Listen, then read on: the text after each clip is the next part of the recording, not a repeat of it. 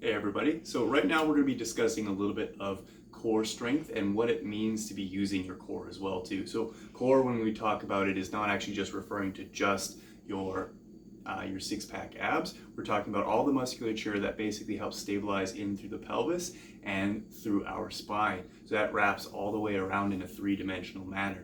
Now, one of the ways that I really like to kind of cue individuals for appropriate bracing or appropriate alignment, and we'll talk first about alignment, is taking your hand and basically placing it more or less about 2 or 3 inches below the belly button, and opposite hand is going to be stacking just near your solar plexus. Now from this position throughout all of our movements, I'm going to be trying to keep those hands relatively stacked in line with each other, or imagining that I'm trying to bring my rib cage so it's stacking directly over my pelvis. From the side, I'm not letting my pelvis drop on back or my rib cage flare up, and you'll see this a lot for individuals as they raise up overhead. There can be that increased range by reaching up through that rib cage or flaring that rib cage, but really it doesn't translate into actually overhead flexion or that arm going further overhead because we're compensating through that rib cage. So what we're going to cue into again is keeping that line, that one hand stacked directly over top of the other. Now a good and easy way of doing this when we're going through lifting, and you'll see this, it looks a little bit goofy, but taking that thumb, placing on the lower portion of your ribs, that middle finger on top of your hips, and this is going to be forming a line.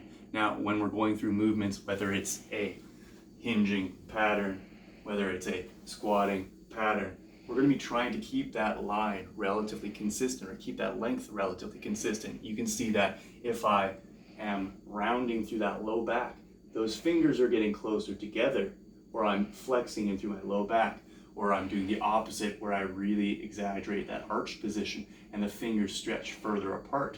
I want to maintain that distance throughout that hinge pattern, throughout that squat pattern, to maintain that neutral alignment and also to maintain that core alignment.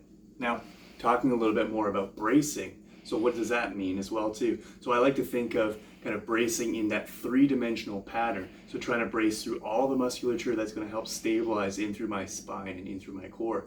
And one of the easy ways to kind of think about that is anytime you have a deep belly laugh or a cough, you feel that kind of that immediate tension. You can do this in your homes right now as well too. Luckily enough, you're self-isolating, so there's not really anybody around to make fun of you. Your partner or significant other might look at you a little bit weird if all of a sudden you start laughing out of the blue, but again, just roll with it. Tell them you're actually getting told by your personal trainer or your trainers to be doing this, so give it a little bit of a try.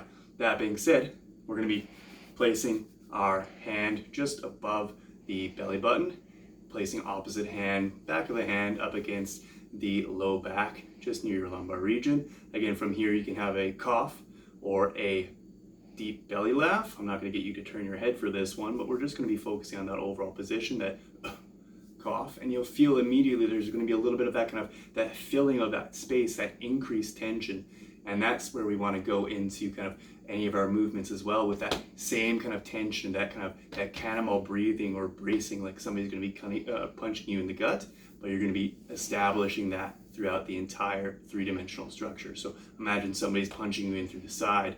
Hopefully nobody's going to be punching you right in the back as well too, but feeling that light tension ready to brace against there as well too when you're going to be going through these movements. Cool. Now, again, we're going to be building on this throughout the rest of our workout as well too, but that's what I want you guys to keep in mind as well. So finding that alignment and then bracing against that force. Thanks, guys.